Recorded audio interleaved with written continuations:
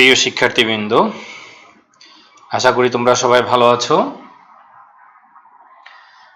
প্রথমেই তোমরা একটু কনফার্ম করবে যে আমার কথাগুলো শোনা যায় কিনা।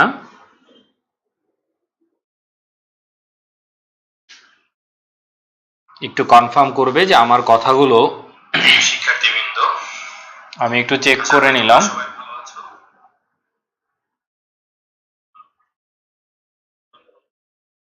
আচ্ছা, সবাই যারা আজকে ক্লিস্টোফেল ক্লাস করতে চাও, যদি তোমাদের কাছে বই থাকে তাহলে 63 নাম্বার পেজটা একটু বের করবা।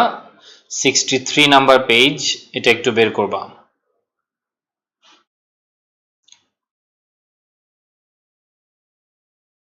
63 নাম্বার পেজ বের করবা। এখান থেকে আমরা পড়া শুরু করব। গতদিনের কিছু পড়া অনেকে রিকোয়েস্ট করেছো, এই কারণে আমরা একটু ইয়েট এবং অলরেডি এইখান থেকে শুরু করব আমরা।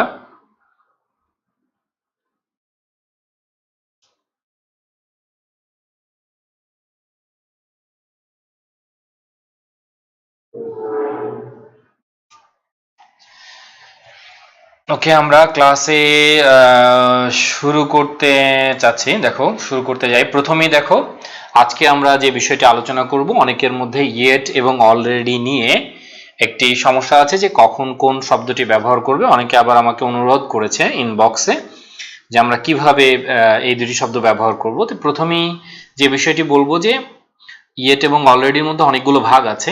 এর মধ্যে ইয়েট এবং অলরেডি যখন সাধারণত যে ব্যবহারগুলো আমরা জানবো, যে ইয়েটের দুইটা ব্যবহার আছে। একটা হচ্ছে ইয়েট অ্যাডভার্ব হতে পারে, আবার হচ্ছে ইয়েট একটা কনজাংশন হতে পারে। কিন্তু অলরেডি কিন্তু মনে রাখবে সবসময় অ্যাডভার্ব। কিন্তু ইয়েট দুটি বিষয় আমরা ব্যবহার পাবো, একটি হচ্ছে অ্যাজ এ কনজাংশন এবং আরেকটা হচ্ছে অ্যাজ অ্যান অ্যাডভার্ব। এই দুইটা বিষয় পাবো আমরা। তো প্রথমে আমরা অ্যাডভার্বের ব্যবহারটা একটু দেখে নেই। সেটা হচ্ছে ইয়েট সাধারণত নেগেটিভ এবং ইন্টারোগেটিভ সেন্টেন্সে ব্যবহার করা হয়, আর অলরেডি ব্যবহার করা হয় সাধারণত পজিটিভ সেন্টেন্সে। তা আশা করি তোমরা এটা বুঝতে পেরেছো। দেখো এখানে লেখা আছে, এই যে এই পয়েন্টটাতে একটু খেয়াল করো। দেখো এখানে লেখা আছে যে অলরেডি সাধারণত অ্যাফার্মেটিভ সেন্টেন্সে ব্যবহার করা হয়, আর ইয়েট ব্যবহার করা হয় সাধারণত নেগেটিভ সেন্টেন্স বা প্রশ্নে, প্রশ্নবোধকে এটা ব্যবহার করা হয়। কিন্তু আর অলরেডি বসবে কোথায়? দেখবে অলরেডি কখনো বাক্যের শেষে বসবে না, এটা একটু মনে রাখবে। অলরেডি বসবে সাধারণত অক্সিলারি এবং প্রিন্সিপাল ভার্বের মাঝখানে। অক্সিলারি এবং প্রিন্সিপাল ভার্বের মাঝখানে। এই যে দেখো অলরেডি শব্দটি কোথায় ব্যবহার হয়েছে একটু খেয়াল করে দেখো। এই যে অলরেডি শব্দটি এখানে কোথায় ব্যবহার করা হয়েছে একটু খেয়াল করো। এটা ব্যবহার করা হয়েছে এই যে অক্সিলারি ভার্ব, এটা অক্সিলারি ভার্ব, আর এই যেটা প্রিন্সিপাল ভার্ব এটার মাঝখানে। তাহলে অলরেডিকে আমরা বাক্যের শেষে ব্যবহার করব না। আরেকটা জিনিস হচ্ছে দেখো, এটা একটা পজিটিভ সেন্টেন্স। অলরেডি বসে হচ্ছে অ্যাফার্মেটিভ সেন্টেন্সে, যেটাও আমরা ইতিমধ্যে বলেছি। এবার একটু খেয়াল করে দেখো, ইয়েট আছে। ইয়েট শব্দটি দুইটা ব্যবহার আছে। ইয়েট কিন্তু মাঝখানেও বসতে পারে, আবার শেষেও বসতে পারে। তাহলে ইয়েটের আরেকটা স্বাধীনতা আছে। তাহলে ইয়েট বাক্যের শেষেও বসতে পারে, আবার মাঝখানেও বসতে পারে। এবং ইয়েট সাধারণত আমি বলেছি ইন্টারোগেটিভ এবং নেগেটিভ সেন্টেন্সে বসবে। দেখো এখানে একটা নেগেটিভ চিহ্ন আছে, যে নট দেয়া আছে। দেখো নট দেয়া আছে। তাহলে আশা করি বুঝতে পেরেছো। তাহলে আমরা একটু উদাহরণগুলোতে যাই, তাহলে বুঝতে পারবো। দেখো এটা একটা positive sentence. We have already written our reports. দেখো এটা একটা পজিটিভ সেন্টেন্স। এবং অলরেডিটা কোথায় বসেছে দেখো তো। অলরেডিটা ব্যবহার করা হয়েছে অক্সিলারি এবং প্রিন্সিপাল ভার্বের মাঝখানে। আর এটা কখনো শেষে বসানোর কোনো সুযোগ নেই। কিন্তু আমি বলেছি ইয়েটকে বসানো যাবে, ইয়েটকে ব্যবহার করা যাবে বাক্যের মানে অক্সিলারি এবং প্রিন্সিপাল ভার্বের মাঝখানেই তুমি ব্যবহার করতে পারবে। যেমন এই সেন্টেন্সটি হচ্ছে নেগেটিভ সেন্টেন্স। দ্বিতীয় যে সেন্টেন্সটি দেখো, এটা হচ্ছে নেগেটিভ সেন্টেন্স। এই জন্য ইয়েট শব্দটি এখানে আছে, এখানে অলরেডি ব্যবহার করা যাবে না। এবং ইয়েট এখানে বাক্যের শেষে আছে, কোনো সমস্যা নেই। ঠিক আছে। এখন অনেকে বলতে পারে we have not yet written our reports, এটাও বলা যাবে। তাহলে ইয়েট বাক্যের মাঝখানেও বসতে পারবে, মানে অক্সিলারি এবং প্রিন্সিপাল ভার্বের যেটা, এটা মাঝখানেও বসতে পারবে, আবার শেষেও বসতে পারবে। কিন্তু অলরেডি সবসময় মাঝখানে বসবে। পরের সেন্টেন্সে দেখো অলরেডি এটা পজিটিভ সেন্টেন্সে বসেছে। ঠিক আছে। আবার তারপরের সেন্টেন্সটা দেখো, আবার negative sentence. Negative sentence, the president has not decided what to do yet. তাহলে দেখো এটা শেষে ব্যবহার করা হয়েছে এবং এটা নেগেটিভ সেন্টেন্স। তো আশা করি এই বিষয়টি বুঝতে পেরেছো। এছাড়া একটা বিকল্প ব্যবহার আছে, সেটা হচ্ছে ইয়েট টু এর একটা ব্যবহার আছে, যেটা ইয়েট পজিটিভ সেন্টেন্সও বসতে পারে। এই স্ট্রাকচারটা একটু খেয়াল করবা। অর্থাৎ যেখানে হ্যাভ অথবা হ্যাজ থাকে তারপরে ইয়েট এর পরে ভার্ব ইনফিনিটিভ এটা দেয়া থাকে, অর্থাৎ ভার্ব ইনফিনিটিভ মানে কিন্তু আসলে ভার্বের base form, to plus verb আর কি। ইনফিনিটিভ ভার্ব ইনফিনিটিভ মানে এখানে হচ্ছে আসলে কি টু প্লাস ভার্ব, টু এর পরে ভার্বের বেস ফর্ম, ঠিক আছে, টু এর পরে ভার্বের বেস ফর্ম, তাহলে ভার্ব ইনফিনিটিভ। তাহলে সেক্ষেত্রে আমরা একটু দেখবো ইয়েটটা তখন কোথায় চলে যাচ্ছে। দেখো এই যে John has yet to learn the material, দেখো ইয়েট কোথায় চলে যাচ্ছে, তখন মাঝখানে চলে যাচ্ছে হ্যাজ এর পরে। এই ইয়েটটা আবার শেষে ব্যবহার করব না আমরা কখনো, ঠিক আছে। আসলে ইয়েট মানেও এক ধরনের নেগেটিভ সেন্টেন্স মিনিং। এই যে দেখো John has not learn the material yet, দেখো লার্ন দ্য ম্যাটেরিয়াল ইয়েট, তাহলে ইয়েটকে আমরা সরাসরি নেগেটিভ সেন্টেন্সে ব্যবহার করতে পারি। আবার এই ধরনের কিছু সেন্টেন্স আছে যেটা হ্যাভ হ্যাজ এর ব্যবহার এবং তারপরে ইয়েট, তারপরে হচ্ছে আমি কি বলেছি ইনফিনিটিভ। এই বিষয়টি একটু মাথায় রাখবে যাতে এই ভুলটা না হয়। যেমন দেখো we have yet decided to do, এই যে দেখো we have yet to decide what to do with the money, তাহলে এই যে দেখো ইয়েট টু ডিসাইড, তাহলে ইয়েটের অনেকগুলো বিষয় আমরা জানলাম। ওকে, এবার আমরা দেখি এটার বিকল্প আরেকটি ব্যবহার আছে, ইয়েট কনজাংশন হিসেবে ব্যবহৃত হতে পারে। দেখো এই এটার মধ্যে আছে ইয়েট কি হতে পারে, দেখো the use of yet should not be confused with the coordinating conjunction yet which means but, ঠিক বাটের মতোই ব্যবহার। তাহলে অনেকে এই ভুলটা করে বসে, সেটা হচ্ছে ইয়েট অনেক সময় কনজাংশন হতে পারে, এটা সে বুঝতে পারে না, সে সবসময় মনে করে এটা অ্যাডভার্ব। আর সেক্ষেত্রে সাধারণত বেশিরভাগ সময় তুমি দেখবে যে ওই যে ফান বয়েস যেটা বলি আমরা, এটা কমা থাকে এখানে, দেখো এখানে কমা ব্যবহার করা হয় আর দুটি ক্লজকে যুক্ত করেছে এখানে। ইয়েটটা দেখো ইয়েট এখানে কি দুটি ক্লজকে যুক্ত করেছে, যেহেতু ইয়েট এখানে দুটি ক্লজকে যুক্ত করেছে এই জন্য ইয়েটকে কি বলা হয় এখানে তোমার কনজাংশন, কোঅর্ডিনেট কনজাংশন, যেটা দুটি সেন্টেন্সকে যুক্ত করে। এটা আসলে মূলত একটা কম্পাউন্ড সেন্টেন্স, এটা মূলত একটা কম্পাউন্ড সেন্টেন্স। তাহলে এটার আরেকটা ব্যবহার দেখো যে এখানেও কোঅর্ডিনেটিং কনজাংশন হিসেবে ইয়েটের ব্যবহার। তাহলে ইয়েটকে আমরা অ্যাডভার্ব হিসেবে পেলাম, আবার কনজাংশন হিসেবে পেলাম। তাহলে my neighbours never have the time yet, এই যে দেখো কমার পর ইয়েট ব্যবহার করা হয়েছে, এটা হচ্ছে তাহলে বুঝতে পারছি এটাও কোঅর্ডিনেটিং কনজাংশন। তাহলে এটাও বুঝতে পেরেছো। আচ্ছা, এরপর আমরা প্রেজেন্ট পারফেক্ট কন্টিনিউয়াস, এটা আমরা গতদিন একটু আলোচনা করেছিলাম, সো এটা নিয়ে আমি আর খুব বেশি আলোচনা করছি না, আমি একটু নিচের দিকে যাচ্ছি যেহেতু এগুলো নিয়ে আমরা আলোচনা করেছিলাম। এবার একটু আসবো যে অনেক সময় পাস্ট পারফেক্ট ব্যবহার, আসলে ধীরে ধীরে পাস্ট পারফেক্টের ব্যবহারটা কিন্তু ধীরে ধীরে কি হয়ে যাচ্ছে, ইংরেজিতে বিলুপ্ত হয়ে যাচ্ছে, এটা মনে রাখবে, ধীরে ধীরে এটা কমে যাচ্ছে ব্যবহার। সাধারণত সিঙ্গেল ক্লজ মানে একটি সেন্টেন্সে আলাদাভাবে সাধারণত পাস্ট পারফেক্ট ব্যবহৃত হয় না। সাধারণত এই পাস্ট পারফেক্ট ব্যবহার করার জন্য দুটি ক্লজ লাগবে, দুটি ক্লজের মধ্যে যে দুটি পাস্ট টেন্স, মনে রাখবা দুটি ক্লজই পাস্ট টেন্স, কিন্তু যে ঘটনাটি আগে ঘটবে সেটাকে আমরা বলবো পাস্ট পারফেক্ট। আবারও বলছি, যে ঘটনাটি আগে ঘটবে সেটা হবে পাস্ট পারফেক্ট। তাহলে দুটি ঘটনার মধ্যে যে ঘটনাটি পূর্বে সংঘটিত হবে সেটা পাস্ট পারফেক্ট। এখানে লিখে দিয়েছে দেখো অ্যান অ্যাকশন, যেটা এখানে লিখে দিয়েছেন action that happen before another action in the past, there usually are two actions in the sentence। তার মানে একটি বাক্যে দুটি অ্যাকশন থাকবে, যেটা একটা ঘটনার আগে যদি আরেকটা ঘটনা ঘটে যায়, যেটা আগে ঘটেছে ওটাই হচ্ছে পাস্ট পারফেক্ট। যেমন দেখো John had gone to the store before he went home, সে বাড়ি যাওয়ার পূর্বে আগে দোকানে গিয়েছিল। তাহলে আগে কোন ঘটনাটি আগে সংঘটিত হয়েছিল আমরা মনে রাখবো, সেটা হচ্ছে দোকানে এসে যে স্টোরে যেটা সেখানে আগে গিয়েছিল, এটা ফার্স্ট অ্যাকশন। যেমন আমি অনেক সময় মজা করে বলি রোগী মারা যাওয়ার পূর্বে ডাক্তার মারা গেল, তাহলে আমি মজা করে উল্টাটা বললাম, কোনটা কে আগে মারা গেল, ডাক্তার আগে মারা গিয়েছে, তাহলে সেটাই হয়ে যাবে পাস্ট পারফেক্ট। আমি তাকে মারার আগে সে কান্না শুরু করে দিল, তাহলে দুইটা ঘটনা ঘটেছে, কোনটি আগে ঘটেছে অর্থাৎ কান্নাটি, অর্থাৎ আমি মারার আগে সে কান্না শুরু করলো, কোনটা আগে শুরু হয়ে গেল, কান্না, তাহলে সেটাই পাস্ট পারফেক্ট। আর মনে রাখবা কিভাবে, এটা একটা ইম্পর্টেন্ট পয়েন্ট এখানে দেখো, মনে রাখবা কিভাবে, বিফোরের আগে হচ্ছে পাস্ট পারফেক্ট, বিফোরের পরে হচ্ছে পাস্ট ইনডিফিনিট। তাহলে এটা হচ্ছে মনে রাখার সবচেয়ে সহজ উপায়। এই যে দেখো বিফোরের আগে হচ্ছে পাস্ট পারফেক্ট, বিফোরের পরে হচ্ছে পাস্ট ইনডিফিনিট, তাহলে এটা মনে রাখবে। তাহলে সবসময় এই পাস্ট পারফেক্টের ব্যবহার হবে যখন দুটি ক্লজ থাকবে এবং যেটা ঘটনাটি আগে সংঘটিত হবে। যেমন এখানেও দুইটা ঘটনা আছে দেখো, জ্যাক, এই যে এই সেন্টেন্সটা একটু খেয়াল করে দেখো, Jack told us yesterday that he had visited England in 1970। দেখো এখানে সে গতকাল আমাকে বলল, এটা সেকেন্ড অ্যাকশন, এটা পরে সংঘটিত হয়েছে, কিন্তু এই যে had visited England in 1970 এটা আগে সংঘটিত হয়েছে। তাহলে দুটি ঘটনার মধ্যে যেটি আগে সংঘটিত হবে সেটা হচ্ছে পাস্ট পারফেক্ট। তাহলে শুধু যে আফটার বিফোর হবে তা কিন্তু না, ঠিক আছে, জাস্ট মনে রাখবা যে আফটারের আগে পাস্ট পারফেক্ট, আর আফটার আগে পরে হচ্ছে পাস্ট পারফেক্ট, আর বিফোরের হচ্ছে আগে পাস্ট পারফেক্ট। আশা করি এটা মনে থাকবে তোমাদের জন্য। আর একই নিয়ম আরো 3টা ওয়ার্ডের সাথে তোমার একই নিয়ম ব্যবহৃত হয়, সেটা হচ্ছে দেখো বিফোর, আফটার এবং হোয়েন। এই জিনিসটা কিন্তু অনেকে আমরা জানি না, আমরা অনেকেই জানি শুধু আফটার বিফোরের ক্ষেত্রে এই জিনিসটি প্রযোজ্য। সেটা মূলত কিন্তু আফটার হতে পারে, বিফোর হতে পারে, হোয়েন হতে পারে, এমনকি ক্ষেত্র বিশেষে অ্যাজ সুন অ্যাজ এর ব্যবহারও কিন্তু এখানে আসতে পারে। সেই বিষয়টা তোমরা একটু জেনে নিবা পরে। তাহলে বিফোর, আফটার এবং হোয়েন। একইভাবে হোয়েনের ক্ষেত্রে যখন দুটি ঘটনা ঘটবে, যেটা আগে ঘটবে সেটা পাস্ট পারফেক্ট হয়ে যাবে। তাহলে এখানে দেখো এই যে এখানে দেয়াই আছে, এই যে দেখো John subject plus past perfect, তারপর হচ্ছে বিফোর, তারপর subject plus simple past tense. তাহলে বিফোরের আগেরটা হচ্ছে পাস্ট। যেমন জন, দেখো John had gone to the store before he went home, দেখো এটা পাস্ট পারফেক্ট, এই অংশটুকু পাস্ট পারফেক্ট। একইভাবে দেখো এখানে দেওয়া আছে আফটার, আফটারের পর। আমি বলেছি বিফোর মানে আগে, মনে রাখবা কিভাবে, বিফোর মানে আগে, আগে পাস্ট পারফেক্ট, আফটার মানে পরে, পরে পাস্ট পারফেক্ট হয়ে যাবে। তাহলে কি পাচ্ছি আমরা, দেখো John went home after he had gone to the store, অর্থাৎ আগে সে দোকানে গিয়েছে, স্টোরে গিয়েছে, তারপরে সে কোথায়, বাড়িতে গিয়েছে।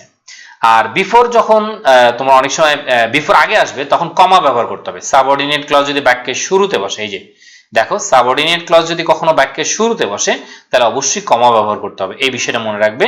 সাবঅর্ডিনেট ক্লজ যদি কখনো বাক্যের শুরুতে বসে তাহলে অবশ্যই কি করতে হবে, কমা ব্যবহার করতে হবে। আর এই যে বিফোরের পরের অংশটা, এই যে দেখো পাস্ট ইনডিফিনিট, আর অন্য অংশ যেটা সেটা পাস্ট পারফেক্ট, ঠিক আছে। আর যখন আমরা বিফোরকে বাক্যের মাঝখানে ব্যবহার করব, অর্থাৎ সাবঅর্ডিনেট ক্লজ কনজাংশন যখন মাঝখানে ব্যবহৃত করব, তখন কোনো কমা ব্যবহার করার কোনো প্রয়োজন নেই। একই নিয়মে আমরা এটাও করতে পারি, দেখো after John had gone to the store, দেখো একটা কমা আছে। After John had gone to the store, দেখো এখানে একটা কমা আছে। এরপরে he went home, he went home, সে চলে গেল আর কি। তাহলে এটা পাস্ট ইনডিফিনিট, এটা পাস্ট পারফেক্ট, এটা হচ্ছে পাস্ট ইনডিফিনিট। তাহলে আফটারের পরের অংশটুকু পাস্ট পারফেক্ট, তাহলে বিফোরের পরের অংশটুকু পাস্ট ইনডিফিনিট, আর আফটারের পরের অংশটুকু পাস্ট পারফেক্ট, এই বিষয়টি মনে রাখবে। একইভাবে আমি হোয়েনের ক্ষেত্রেও একই কথা বলেছি যে এখানে একটা নোট আছে, এই নোটটা একটু পড়ো, পড়লে সুবিধা হবে তোমাদের জন্য। The adverb when can be used in place of before and after in any of this are 4 formulas. এই যে 4টা ফর্মুলা আমরা শিখলাম, উইদাউট চেঞ্জ ইন মিনিং, অর্থাৎ অর্থের পরিবর্তন ছাড়াই আমরা হোয়েন ব্যবহার করতে পারি। We still know which action happened first because of the use of past perfect. তাহলে কিন্তু আমাদের দেশে যেটা আমরা করি শুধু আফটার আর বিফোর শিখি, কিন্তু এখন আমরা দেখলাম যে অর্থ পরিবর্তন ছাড়াই আমরা তোমার কি ব্যবহার করতে পারি, আফটার এবং বিফোরের স্থলে আমরা হোয়েন ব্যবহার করতে পারি। তাহলে আশা করি এটা নিয়ে আর কখনো তোমাদের সমস্যা হবে না, ঠিক আছে। একই জিনিস দেখো এখানেও দিয়ে দিয়েছে পাস্ট পারফেক্ট টেন্সের, যেটা এটাও হতে পারে এখানে যে 10 বছর ধরে ঘটনাটি ঘটছিল মানে ঘটেছিল, সেটার ক্ষেত্রেও আমরা এটা ব্যবহার করতে পারি। যে দেখো এই লাইনটা একটু পরে দেখো কি আছে এখানে, দেখো a state which continued for a time in the past, অতীতে একটা নির্দিষ্ট সময় ধরে এটা চলমান ছিল, but stopped before now, ঠিক আছে। Note that there is no connection with the present, present টেন্সের সাথে তার কোনো কি নেই, কোনো সম্পর্ক নেই। এই যে দেখো এখানে যেটা বলেছে, মানে Abdu had lived in New York for 10 years, 10 বছর ধরে সে এখানে বাস করেছিল, before he move to California. তার মানে এখন কিন্তু ইতিমধ্যে সে ক্যালিফোর্নিয়া মুভ করেছে, যেটা নাও, দেখো নাও, এই যেখানে নাও দেয়া আছে, তার মানে আগের 10 বছরের কথা বলেছে, এই জন্য কি হ্যাড লিভড, ঠিক আছে, হ্যাড লিভড।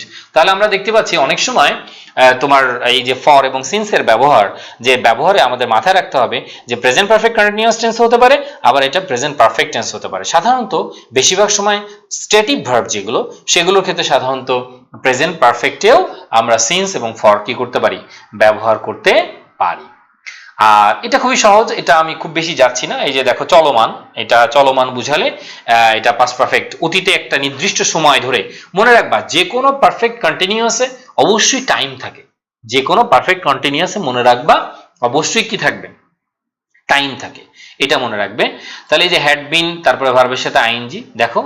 আর এই যে এখানে বলতেছে Abdu had been living in New York, ঠিক আছে, বাস করছিল আর কি। এই যে এটাও বলতে পারবে তুমি had been living, had lived বলতে পারবে, হ্যাড বিন লিভিং এত বছর ধরে সে বাস করছিল, সেটাও আমরা ব্যবহার করতে পারবো। তাহলে এখানে দেখো যে এই যে দুই ভাবে ব্যবহার করা যায়, এই জন্য এখানে দুইটা সেন্টেন্স, পরের সেন্টেন্সটা আমি পড়লাম না, এটাতে চলে যাচ্ছে। দেখো দুই ভাবে ব্যবহার করা যায়। George had worked at the university for 45 years before he retired. তাহলে হ্যাড ওয়ার্ক তো বলতে পারবা, আবার তুমি বলতে পারবা George had been working at the university for 45 years before he retired. একটা হচ্ছে যে চলমান ছিল, কাজ করেছিল, দুইটা দিয়ে আমরা কি করতে পারি, এটা পাস্ট পারফেক্ট এবং পাস্ট পারফেক্ট কন্টিনিউয়াস, আবার আমি বলেছি প্রেজেন্ট পারফেক্ট এবং প্রেজেন্ট পারফেক্ট কন্টিনিউয়াস, দুটি দিয়েই এটাকে ব্যবহার করা যায়, এটাকে উল্লেখ করা যায়। এরপরে কতগুলো প্র্যাকটিস আছে, আই থিঙ্ক তোমরা ঘরে আগে করে নিবা যে কোন ঘটনাটা আগে ঘটেছে কোন ঘটনাটা পরে ঘটেছে। এটা করার পরে তোমরা এই নিয়মটা আবার একটু পড়বা, মানে বইয়েরগুলোর নিয়মগুলো আরেকবার রিডিং পড়ার পরে এই প্র্যাকটিসটা করবা। এই প্র্যাকটিসটা করার পরে দেখবা বইয়ের শেষে এটার উত্তর দেয়া আছে, ওই উত্তরটা তোমরা একটু মিলিয়ে নিবা। এটা এক্সারসাইজ নাম্বার 9। তারপরে যদি তোমাদের কোনো প্রশ্ন থাকে সেটা আমাকে অবশ্যই করবা। আশা করি তোমরা এটা নিয়ে, যদিও তোমাদের কোনো সমস্যা থেকে থাকে তাহলে অবশ্যই আমাকে কি ইনফর্ম করবে। এটা আমি বললাম না তোমাদের এখানে, শুধু এতটুকু একটা ক্লুটা আমি দিয়ে দিচ্ছি। দেখো যে আফটার, এই যে আফটারের পরে তাহলে কি হয়ে যাবে, পাস্ট পারফেক্ট। ঠিক আছে, আফটারের পরে কি হয়ে যাবে, পাস্ট পারফেক্ট। এটা মনে রাখবে। অনেক সময় প্যাসিভ হতে পারে, প্যাসিভ হয়ে গেলে কি হয়ে যাবে, হ্যাড বিন। প্যাসিভ হলে কি হবে, এটা মনে রাখবা, প্যাসিভ হলে কি হবে, হ্যাড বিন। অনেকে এটা আমরা জানি না, প্যাসিভ হলে কি হবে বলো তো, হ্যাড বিন। ঠিক আছে, হ্যাড বিন তারপরে ভার্বের পাস্ট পার্টিসিপল, হ্যাড বিন তারপরে ভার্বের পাস্ট পার্টিসিপল। আচ্ছা, এবার আমরা আসছি খুবই গুরুত্বপূর্ণ টপিকে, আমরা ধীরে ধীরে কঠিন টপিকের দিকে যাচ্ছি। সাবজেক্ট ভার্ব এগ্রিমেন্ট, এটা বিশ্ববিদ্যালয় ভর্তি পরীক্ষার জন্য, তারপরে ব্যাংক, বিসিএস, সবার জন্য এই টপিকটি অনেক অনেক বেশি গুরুত্বপূর্ণ। প্রত্যেক বছর এখান থেকে বিভিন্ন প্রশ্ন আসে, আমরা সেই বিষয়গুলো একটু শেখার চেষ্টা করব। দেখবে সাবজেক্ট ভার্ব এগ্রিমেন্টের উপর একটা লাইভ ক্লাস আছে আমার, এটা একটু দেখে নেবে। আমাদের 200 ম্যাজিক রুলস যে আমার বইটি আছে, এই বইটির উপরে তোমরা যদি সম্ভব হয় তাহলে ওই লেকচারটা একটু ভিডিওটা দেখে নিবে। ওকে, প্রথমত হচ্ছে আসলে সাবজেক্ট ভার্ব এগ্রিমেন্ট মানে কি। সাবজেক্টের সাথে ভার্বের যে রিলেশন, সাবজেক্টের সাথে ভার্বের যে রিলেশন, এটাকে বলা হয় সাবজেক্ট ভার্ব এগ্রিমেন্ট। অর্থাৎ সাবজেক্ট যেমন হবে ভার্বও তেমন হবে। সাবজেক্ট যদি সিঙ্গুলার হয় তাহলে ভার্বও সিঙ্গুলার হবে, সাবজেক্ট যদি প্লুরাল হয় তাহলে ভার্বও প্লুরাল হবে। যেমন এখানে দেখো কি দেয়া আছে, the elevator works very well. এখানে এলিভেটর ওয়ার্কস কেন বললো, কারণ এলিভেটর সিঙ্গুলার। আর এক্ষেত্রে একটা পয়েন্ট তোমরা এখানে খাতায় লিখে রাখবে, সেটি হচ্ছে নাউনের সাথে এস বাই এস যোগ করলে হবে প্লুরাল, আর ভার্বের সাথে এস বাই এস যোগ করলে হবে সিঙ্গুলার। মনে রাখবা, নাউনের সাথে এস বাই এস যোগ করলে হবে প্লুরাল, আর ভার্বের সাথে এস বাই এস যোগ করলে হবে সিঙ্গুলার। তাহলে এই জন্য এলিভেটরটা সিঙ্গুলার, আর আমি সিঙ্গুলার করার জন্য এখানে কি ব্যবহার করলাম, দেখো ওয়ার্কস, ভার্বের সাথে এস বাই এস, ভার্বের সাথে এস বাই এস। কিন্তু যখন আমি বলতেছি দ্য এলিভেটরস, এস ব্যবহার করছি, তখন কিন্তু আমি এখানে কি ব্যবহার করছি, দেখো ওয়ার্ক। দেখো এখানে কি ব্যবহার করছি, ওয়ার্ক ব্যবহার করছি। তাহলে আমরা কি শিখলাম, নাউনের সাথে যখন আমি এস বাই এস ব্যবহার করছি তখন সেটা প্লুরাল হয়ে যাচ্ছে, আর যখন ভার্বের সাথে আমি এস বাই এস ব্যবহার করছি তখন সেটা সিঙ্গুলার হয়ে যাচ্ছে।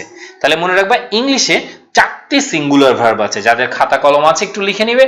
ইংরেজিতে 4টি সিঙ্গুলার ভার্ব আমরা খুঁজে পাবো, কি কি, ইজ, ওয়াজ, হ্যাজ এবং ভার্বের সাথে এস বাই এস। আবার একটু বলছি, ইজ, ওয়াজ, হ্যাজ এবং যখন তুমি ভার্বের সাথে এস বা ইএস যোগ করবে। আর প্লুরাল ভার্ব হচ্ছে 4টি, কোনটা কোনটা খেয়াল করে দেখো, আর, ওয়্যার, হ্যাভ এবং শুধু ভার্ব, অর্থাৎ যখন এস বা ইএস দিবে না তখন সেটা প্লুরাল হিসেবে কাউন্ট হবে। তাহলে আমরা 4টি সিঙ্গুলার ভার্ব পেলাম এবং 4টি প্লুরাল ভার্ব পেলাম।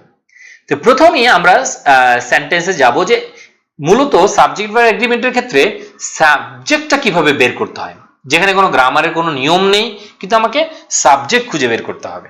অর্থাৎ সাবজেক্ট বের করার সহজ উপায় হচ্ছে, এই যে দেখো এই সেন্টেন্সটা, এটা একটা পুরোটাই দেখো, এটা একটা পুরোটাকে আমরা ইন্ডিকেট করতে পারবো নাউন ফ্রেজ। তাহলে দেখো, the boys in the room are studying, এখানে সাবজেক্ট কোনটা, রুম। এখানে তো দুইটা নাউন আছে, দেখো এখানে দুইটা নাউন আছে, একটা হচ্ছে দ্য রুম এবং আরেকটি হচ্ছে দ্য বয়েজ। ঠিক আছে, তো আজকে থেকে একটা জিনিস মনে রাখবে, সাধারণত প্রিপোজিশনের পরে কোনো সাবজেক্ট থাকে না। হ্যাঁ, কোথায় থাকে সেটা আমরা পরে জানাবো। ঠিক আছে, যে মোস্ট অফ, সাম অফ, এগুলোর ক্ষেত্রে প্রিপোজিশনের পরেও কি থাকতে পারে, সাবজেক্ট থাকতে পারে, মূল সাবজেক্টই থাকতে পারে, কিন্তু তাছাড়া সাধারণত সাবজেক্ট সবসময় থাকে হচ্ছে প্রিপোজিশনের আগে, এটা মনে রাখবে। তাহলে এখানে আমরা আন্ডারলাইন করব কিভাবে, দেখো এই যে দেখো প্রিপোজিশন, এটা একটা প্রিপোজিশন, তাহলে প্রিপোজিশনের আগে সাবজেক্ট থাকবে, তাহলে দ্য বয়েজ হচ্ছে এখানে মূল সাবজেক্ট। এই বয়েজ যেহেতু প্লুরাল, এই জন্য এখানে কি হয়েছে দেখো আর স্টাডিং, এখানে আর স্টাডিং ব্যবহার করা আছে। তাহলে দেখো সাবজেক্টের সাথে ভার্বের সম্পর্কটা হচ্ছে এখানে ইম্পর্টেন্ট। এবার দেখো তাহলে এখানে সাবজেক্ট কিভাবে বের করবো আমরা একটু খেয়াল করে দেখো, দ্য স্টাডি অফ ল্যাঙ্গুয়েজেস, এখানে ব্যাকের সাবজেক্ট কোনটা হবে, ওই যে দেখো আন্ডারলাইন করাই আছে, সিঙ্গুলার সাবজেক্ট দেয় আছে, দেখো স্টাডি, যেহেতু স্টাডিটা সিঙ্গুলার এই জন্য এই ইজ ভার্বটাও কি সিঙ্গুলার। একইভাবে সেভারাল থিওরিজ, ওই যে দেখো প্রিপজিশনের আগে আছে, দেখো প্রিপজিশনের আগে আছে, একটু খেয়াল করবে প্রিপজিশনের আগে আছে, তাহলে থিওরিজ যেহেতু প্লুরাল এই জন্য এখানে কি হয়ে গেছে, হ্যাভ বিন প্রপোজড হয়ে গেছে, প্লুরাল ভার্ব। তাহলে প্লুরাল সাবজেক্ট প্লুরাল ভার্ব, এটা আমরা মনে রাখবো। তাহলে সাবজেক্ট কোথায় থাকবে, ঝটপট টেকনিকটা কি, প্রিপজিশনের আগে থাকবে। যদি অনেকগুলো প্রিপজিশন থাকে তাহলে প্রথম প্রিপজিশনের আগে থাকবে হচ্ছে সাবজেক্ট। আচ্ছা, একইভাবে দেখো এই ব্যাকের সাবজেক্ট কোনটা হবে, তাহলে the view of this disciplines, এই ব্যাকের সাবজেক্ট কোনটা হবে, ভিউ, ওই যে প্রিপজিশনের আগে, দেখো প্রিপজিশনের আগে আছে। আচ্ছা, এই ভিউটা যেহেতু সিঙ্গুলার, ভার্ব সিঙ্গুলার হবে। কিছুক্ষণ আগে আমি তোমাদের একটা কথা বলেছি যে ভার্বের সাথে এস বাই এস দিলে কি হয়ে যাবে, সিঙ্গুলার হয়ে যাবে, মনে আছে কিনা একটু মিলিয়ে নাও, যে নাউনের সাথে এস বাই এস দিলে হবে প্লুরাল, আর ভার্বের সাথে এস বাই এস দিলে হবে সিঙ্গুলার। তাহলে এখানে ভ্যারিসটি সিঙ্গুলার, ভ্যারি দিলে ভুল হতো, কারণ এই বাক্যের সাবজেক্ট হচ্ছে কি, ভিউ, এই বাক্যের সাবজেক্ট হচ্ছে ভিউ, যেটা আছে কোথায় দেখো তো, প্রিপজিশনের আগে, যেটা আছে কোথায় দেখো, প্রিপজিশনের আগে। আচ্ছা, এরপরে দেখো the danger of forest fires, এই বাক্যের সাবজেক্ট কোনটা দেখো, এই যে দেখো দ্য ডেঞ্জার, দ্য ডেঞ্জার প্রিপজিশনের আগে যেটা আছে। একইভাবে এই ডেঞ্জার সাবজেক্ট, নট ফায়ার্স, এই ফায়ার সাবজেক্ট নয়। তারপরে এটা যেহেতু সিঙ্গুলার এই জন্য আমরা এইখানে সিঙ্গুলার ভার্ব ব্যবহার করব। তাহলে সাবজেক্ট চেনার সহজ উপায় আশা করি তোমরা বুঝতে পেরেছো, প্রিপজিশনের আগে থাকবে, যদি একাধিক প্রিপজিশন থাকে তাহলে প্রথম প্রিপজিশনের আগে। একইভাবে দেখো এখানে সাবজেক্ট হচ্ছে ইফেক্টস প্লুরাল, ফেয়ার সিঙ্গুলার, এই জন্য দেখো ফেয়ার সিঙ্গুলার, ভার্বও সিঙ্গুলার, হ্যাজ কজড, আর এখানে ইফেক্টস প্লুরাল এই জন্য ভার্বও প্লুরাল আর, ঠিক আছে। আশা করি এটা নিয়ে আর তোমাদের কখনো সমস্যার কথা না। তাহলে সাবজেক্ট বের করার সহজ উপায় কি, প্রিপজিশনের আগে। আর একটা কথা বলেছি আমি যে 4টি সিঙ্গুলার ভার্ব আছে, কি কি মনে আছে তো, ইজ, ওয়াজ, হ্যাজ, এবং যখন ভার্বের সাথে তুমি এস বাই এস যোগ করবে। আর প্লুরাল ভার্ব হচ্ছে আর, ওয়্যার, ভার্ব এবং কি, আর, ওয়্যার, হ্যাভ এবং শুধু ভার্ব, অর্থাৎ ভার্বের সাথে যখন এস বাই এস যোগ করবে তখন সিঙ্গুলার হয়ে যাবে, নাউনের সাথে যখন তুমি এস বাই এস যোগ করবে তখন সেটা প্লুরাল হবে। এবার সাবজেক্ট ভার্ব এগ্রিমেন্টের অনেক অল্প কয়েকটা নিয়ম এখানে আছে, বেশি নিয়ম নেই।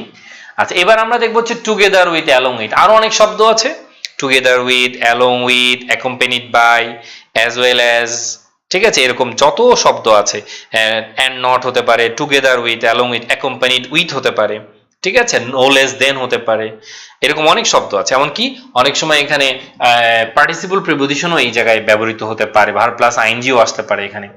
তাহলে সাবজেক্ট হচ্ছে এদের আগে থাকবে, এগুলো দ্বারা নিয়মটা কি একটু মনে রাখো, এগুলো দ্বারা যদি দুটি সাবজেক্ট যুক্ত থাকে তাহলে ভার্ব হবে প্রথম সাবজেক্ট অনুযায়ী।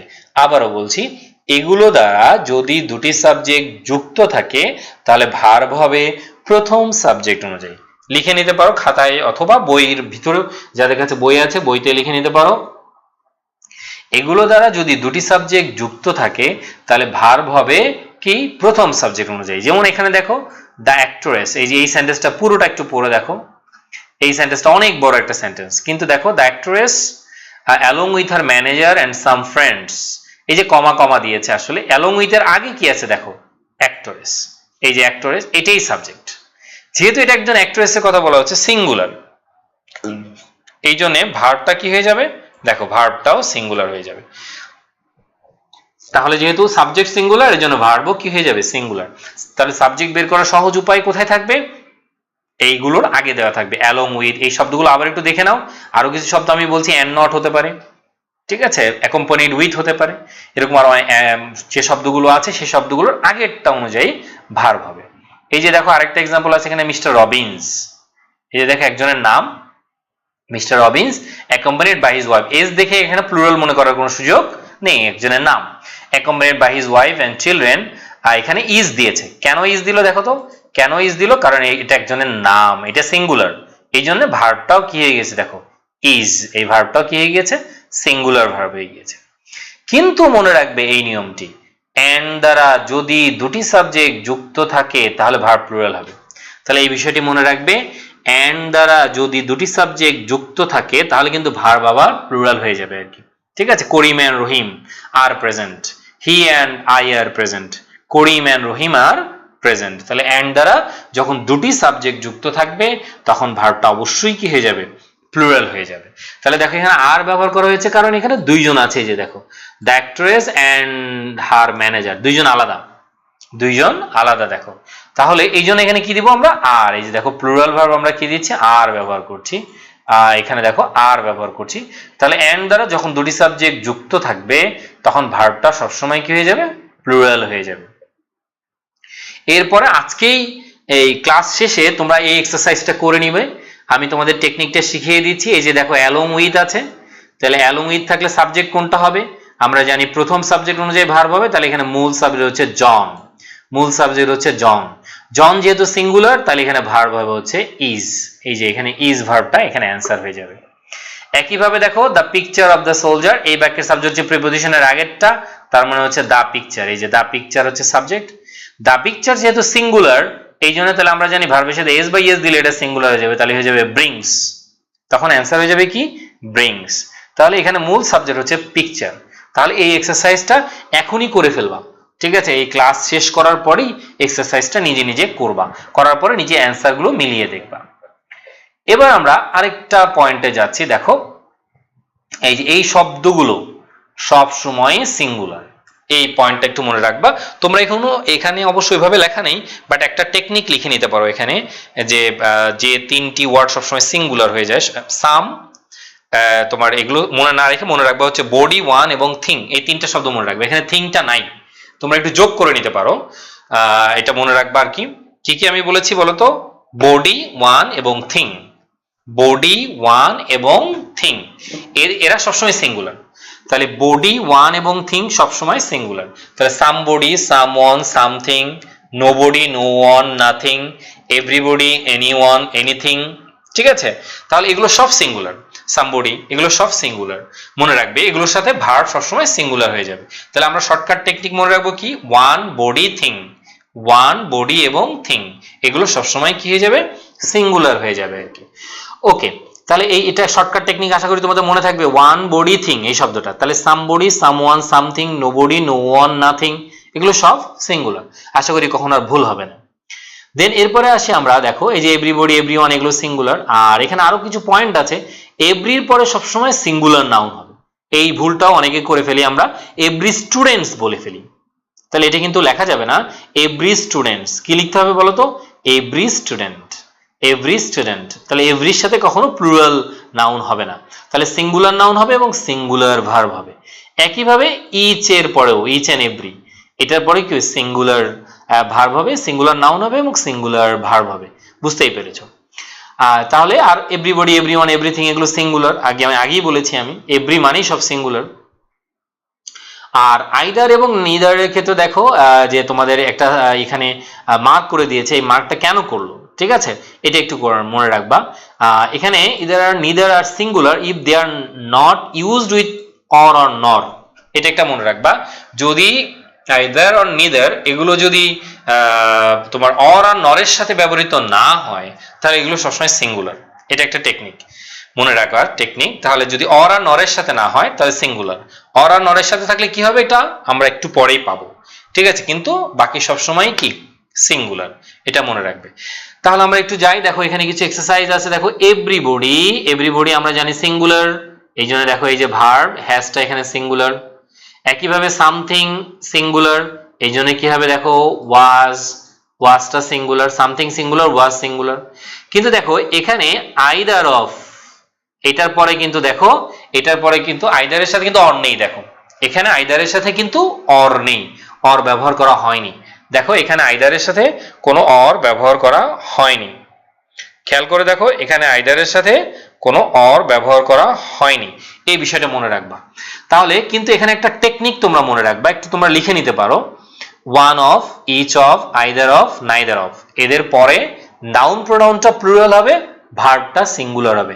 আবারও বলছি, one of, each of, either of, neither of বা নিদার অফ, দুইটা উচ্চারণই বলতে পারবে। এদের পরে নাউনটা প্লুরাল হবে আর ভার্বটা সবসময়ই সিঙ্গুলার হবে। ঠিক আছে, তাহলে ওয়ান অফ মাই ফ্রেন্ড বলতে পারবো না, সবসময় কি বলবো আমরা, ওয়ান অফ মাই ফ্রেন্ডস। আমরা আর বলতে পারবো না, আমরা কি বলবো, ইজ। মানে নাউনটা প্লুরাল হবে কিন্তু ভার্বটা কি হয়ে যাবে, সিঙ্গুলার হয়ে যাবে। ঠিক আছে, বলবো আমি ব্যারনস্টোফেলের কিছু ভিন্ন নিয়ম আছে। ঠিক আছে, ব্যারনস্টোফেল ভিন্ন নিয়ম আছে, আলোচনা করব, প্রশ্নগুলোর উত্তর শেষে দিব।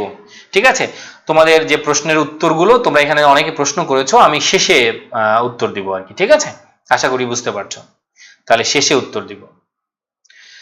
আচ্ছা, তাহলে ওয়ান অফ, এই নিয়মটা মনে রাখবো, তাহলে one of, each of, either of, neither of, এদের পরে নাউনটা প্লুরাল হবে, ভার্বটা কি হয়ে যাবে, সিঙ্গুলার হয়ে যাবে। তাহলে ওয়ান অফ মাই ফ্রেন্ড বলবো না, one of my friends, one of my brother বলবো না, ওয়ান অফ মাই ব্রাদার্স বলবো, ইচ অফ দেম বলবো, ইচ অফ দ্য স্টুডেন্টস বলবো। ঠিক আছে, নাউনটা প্লুরাল হবে, ভার্বটা সিঙ্গুলার হবে। ঠিক আছে, আচ্ছা, তাহলে এখানে দেখো, এখানে আইদারটা আমরা কি পেলাম, যে সে একাই বসেছে, সে কিন্তু অর নাই এখানে, এই জন্য ভার্বটা দেখো সিঙ্গুলার, এই জন্য ভার্বটা সিঙ্গুলার, এটা মনে রাখার জন্য একটা টেকনিক। আচ্ছা, এখানে আরেকটা পয়েন্ট শিখো, এনিবডি, এই যে এনিবডি সিঙ্গুলার, এই জন্য হ্যাজ। আর একটা কথা মনে রাখবে, এনিবডি এগুলোর সাথে সবসময় প্রোনাউন কিন্তু এভরিবডি, এনিবডি এগুলোর সাথে প্রোনাউন হয়ে যাবে হিজ, নট সিঙ্গুলার প্রোনাউন, এটা কিন্তু পরীক্ষায় আসে। ঠিক আছে, এটা কিন্তু পরীক্ষায় প্রায়ই আসে, এনিবডি। তাহলে যেহেতু এনিবডি দেয়া আছে, তাহলে এনিবডির ক্ষেত্রে সিঙ্গুলার ভার্ব, আমরা তো বুঝলাম সিঙ্গুলার ভার্ব, কিন্তু এখন আমরা আরেকটা বাড়তি নিয়ম জানলাম, যে এখানে ভার্বটা সিঙ্গুলার, সেখানে প্রোনাউনটাও সিঙ্গুলার হয়ে যায়। এই যে দেখো, হিজ। তাহলে হিজ কেন, এনিবডি বা এভরিবডি এগুলোর সাথে প্রোনাউন হিসাবে হিজ ব্যবহার করতে হয়, কিন্তু যদি ওয়ান থাকে তাহলে ওয়ানের পরিবর্তে কি ব্যবহার করতে হয়, ওয়ান্স। তাহলে ওয়ানের পরিবর্তে ব্যবহার করতে হয় ওয়ান্স। আর নো এর ক্ষেত্রে মনে রাখবা, নো সিঙ্গুলার নাউনের সাথে হলে সিঙ্গুলার ভার্ব হবে, প্লুরাল নাউনের সাথে হলে প্লুরাল ভার্ব হবে। যেমন আমি যদি বলি নো প্রবলেম, তাহলে আমরা এখানে কি ব্যবহার করব, ইজ। নো প্রবলেম, এই যে দেখো এখানে ব্যবহার করব ইজ। কিন্তু আমি যদি বলি নো প্রবলেমস, তাহলে আমি বলতাম আর। তাহলে নো যদি সিঙ্গুলার নাউনের সাথে বসে তাহলে সিঙ্গুলার ভার্ব দিব, প্লুরাল নাউনের সাথে বসলে প্লুরাল ভার্ব ব্যবহার করব। নোবডি সবসময় সিঙ্গুলার, ইতিমধ্যে আমরা জেনে গেছি, দেখো নোবডি সবসময় সিঙ্গুলার, তাহলে নোবডি ওয়ার্কস, নোবডি ওয়ার্কস। আচ্ছা, এবার আমরা আসি, নানের একটা ঝামেলা আছে, যারা তোমরা পড়াশোনা করো তাহলে একটু খেয়াল করবা, এগুলো নানের একটা ঝামেলা হচ্ছে। নান কি, অক্সফোর্ড ডিকশনারিতে দেয়া আছে, অথবা তুমি অথেন্টিক যে কোনো ভালো গ্রামার বইতে তুমি পাবে, বা বাইরের যে কোনো গ্রামার বইতে এই জিনিসটি পাবে, সেটা হচ্ছে নান অফের পরে আনকাউন্টেবল নাউন হোক আর প্লুরাল নাউন হোক, সবসময় সিঙ্গুলার ভার্ব ব্যবহার করা হয়। অক্সফোর্ডেও এটা দেয়া আছে, দুইটাই দেয়া আছে।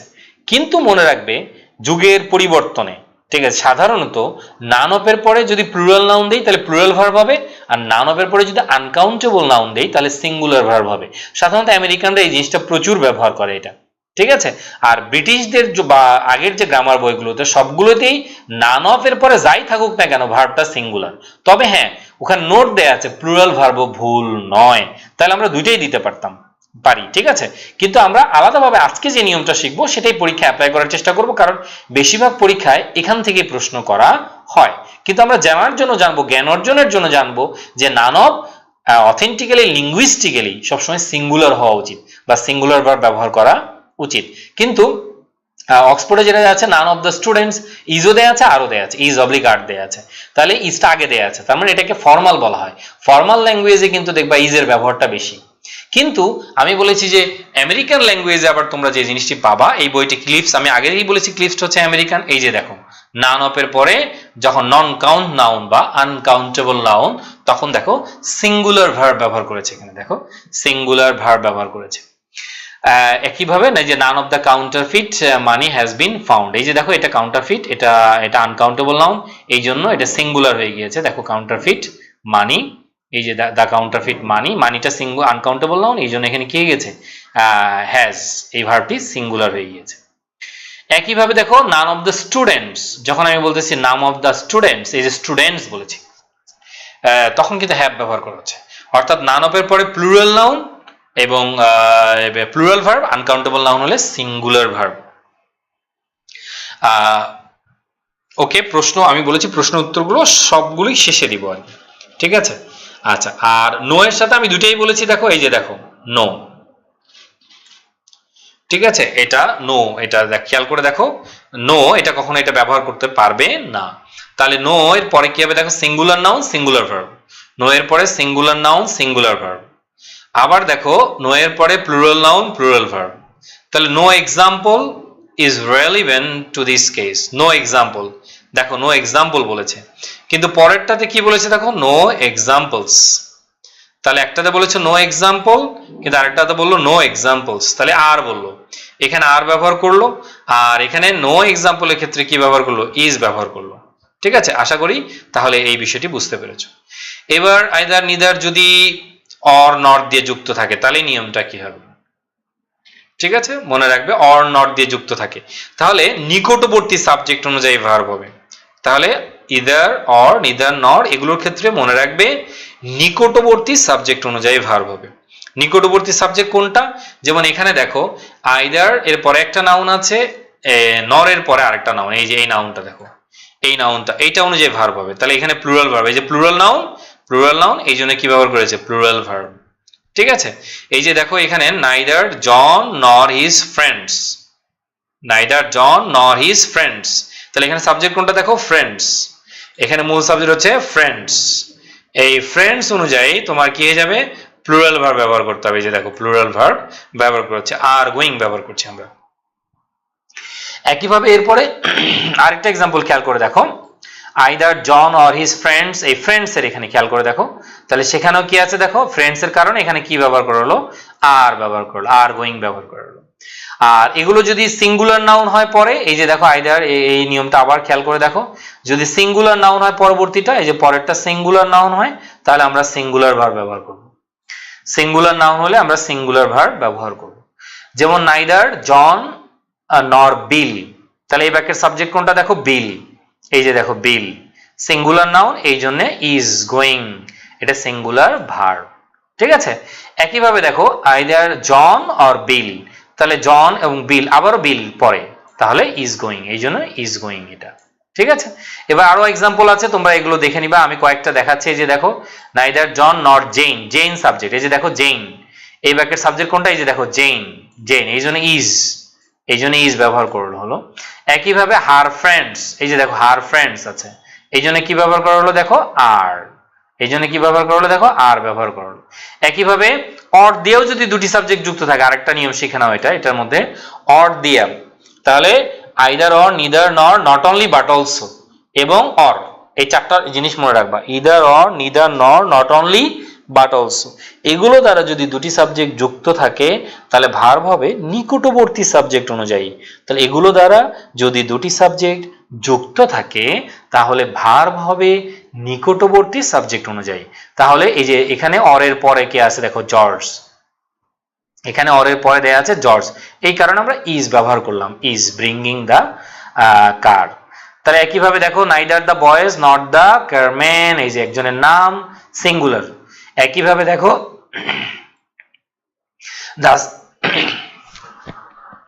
দ্য সেক্রেটারি, তারপরে দেখো সিঙ্গুলার ভার্ব হয়ে যাবে, দেখো এই যে ওয়ান্টস, এটা সিঙ্গুলার ভার্ব হয়ে গিয়েছে আর কি। ঠিক আছে, তাহলে আশা করি এটা নিয়ে আর কখনো সমস্যা হওয়ার কথা না। তাহলে আমরা নিয়মটাকে আরেকবার একটু দেখে নেই। তাহলে ওয়ান বডি থিং সবসময় সিঙ্গুলার, ইচ এভরিও সিঙ্গুলার, আর ইচ এভরির পরে সবসময় সিঙ্গুলার নাউন হবে এবং সিঙ্গুলার ভার্ব হবে। আর মনে রাখতে হবে যে ইদার নিদার এটা সবসময় সিঙ্গুলার, কিন্তু যদি either daughter or, neither daughter nor, not only daughter but also, or, এগুলো দ্বারা যদি দুটি সেন্টেন্স, দুটি সাবজেক্ট যুক্ত থাকে তাহলে ভার্ব হবে নিকটবর্তী সাবজেক্ট অনুযায়ী, নিকটবর্তী মানে কাছের সাবজেক্ট অনুযায়ী। ঠিক আছে, এটা অনুযায়ী ভার্ব হবে। তা আশা করি তোমরা বুঝতে পেরেছো। আর বাড়তি কিছু ছোট ছোট নিয়ম ছিল, no singular noun singular verb, no এর পরে প্লুরাল নাউন প্লুরাল ভার্ব। একইভাবে দেখো জিরান্ড, এখানে শুধু জিরান্ড আছে, তুমি মনে করতে পারো ইনফিনিটিভও, এখানে লিখে নিতে পারো জিরান্ডের, এখানে তোমরা যাদের কাছে বই আছে বইয়ের মধ্যে লিখে নাও, এখানে জিরান্ড ভার্ব প্লাস আইএনজি, আর আমরা জানি যে ইনফিনিটিভ হচ্ছে টু প্লাস ভার্ব। ইনফিনিটিভ যদি বাক্যের সাবজেক্ট হয় তাহলেও ভার্ব সিঙ্গুলার, জিরান্ড যদি বাক্যের সাবজেক্ট হয় তাহলেও ভার্ব সিঙ্গুলার। আবারও বলছি, জিরান্ড যদি বাক্যের সাবজেক্ট হয় তাহলেও ভার্ব সিঙ্গুলার, ইনফিনিটিভ যদি বাক্যের সাবজেক্ট হয় তাহলেও ভার্ব সিঙ্গুলার হবে। এই যে দেখো নোয়িং, এখানে নোয়িং সাবজেক্ট, এই বাক্যে নোয়িং সাবজেক্ট, এই যে দেখো নোয়িং, এই জন্য হ্যাজ মেড। ডায়েটিং সিঙ্গুলার, এই যে দেখো ডায়েটিং সিঙ্গুলার, এই জন্য ইজ, ডায়েটিং সিঙ্গুলার এই জন্য ইজ। একইভাবে দেখো নট স্টাডিং সিঙ্গুলার, এই জন্য কি হ্যাজ, এই যে দেখো এই জন্য হচ্ছে হ্যাজ কজড।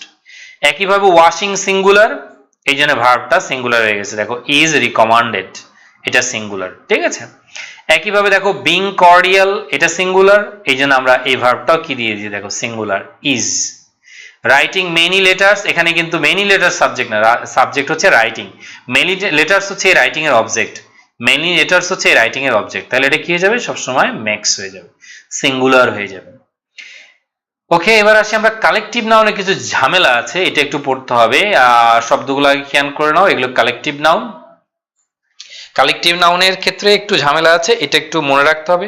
প্রথম বিষয় হচ্ছে কালেকটিভ নাউনের ক্ষেত্রে যদি কোনো বাক্যের মাঝখানে বা সেন্টেন্সের মধ্যে যদি কোনো ক্লু দেয়া না থাকে, তাহলে আবারও বলছি দেখো, যদি বাক্যের মাঝখানে যদি কোথাও ক্লু দেয়া না থাকে, এটা মনে রাখবা, যদি ক্লু দেয়া না থাকে তাহলে সিঙ্গুলার ভার্ব এবং প্লুরাল ভার্ব দুটিই সঠিক, তবে সিঙ্গুলার ভার্বের প্রচলন বেশি। তাহলে মাই ফ্যামিলি হতে পারে, মাই ফ্যামিলি হ্যাজ বিন হতে পারে, মাই ফ্যামিলি হ্যাভ বিন হতে পারে, যেহেতু এর মাঝখানে কোনো ক্লু নাই। তাহলে মনে রাখবে কালেকটিভ নাউনের ক্ষেত্রে বাক্যের মাঝখানে যদি কোনো ক্লু দেয়া না থাকে তাহলে সিঙ্গুলার এবং প্লুরাল ভার্ব উভয়টাই হতে পারে, তবে সিঙ্গুলার ভার্বের প্রচলন বেশি।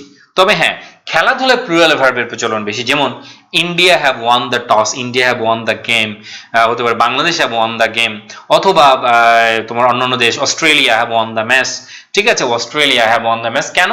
কারণ এগুলো হচ্ছে একটি খেলার ক্ষেত্রে যে বিষয়গুলো সেটা প্লুরাল ভার্ব হিসেবে ব্যবহার করা হয়, টিম দে হিসেবে এখানে কাউন্ট করা হয়।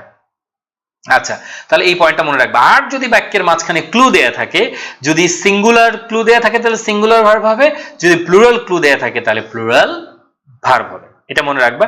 আমরা একটু পড়ে আসি, তারপরে আমি এখানে আরেকটা পয়েন্ট আছে, একটু পয়েন্টটা পরে বলছি। দেখো দ্য কমিটি হ্যাজ মেট কেন বললো? দ্য কমিটি, এখানে এই বাক্যে কি ক্লু আছে? হ্যাঁ, ক্লুটা একটু খেয়াল করে দেখো, পরের লাইনই ক্লুটা দিয়ে দিয়েছে, দেখো পরের এন্ড এর পরে ইট হ্যাজ, ইট হ্যাজ। এখানে যেহেতু এখানে ইট বলছে, এই জন্য আমরা কি ব্যবহার করছি, কমিটি হ্যাজ মেট। আগেই আমরা কমিটিকে সিঙ্গুলার হিসেবে কাউন্ট করেছি, দেখো আগেই আমরা কমিটিকে সিঙ্গুলার হিসেবে কাউন্ট করেছি। খেয়াল করে দেখো এখানে কিন্তু কোনো ক্লু নাই, এই যে দেখো সিঙ্গুলার, এগুলো আমরা দ্য ফ্যামিলি, ক্রাউড, দেখো এগুলোর ক্ষেত্রে কিন্তু কোনো ক্লু নাই। দেখো the family was, the crowd was, Congress has, ঠিক আছে, the organisation has, our team is, ঠিক আছে, এই কথাটা এখানে মনে রাখবে এটা।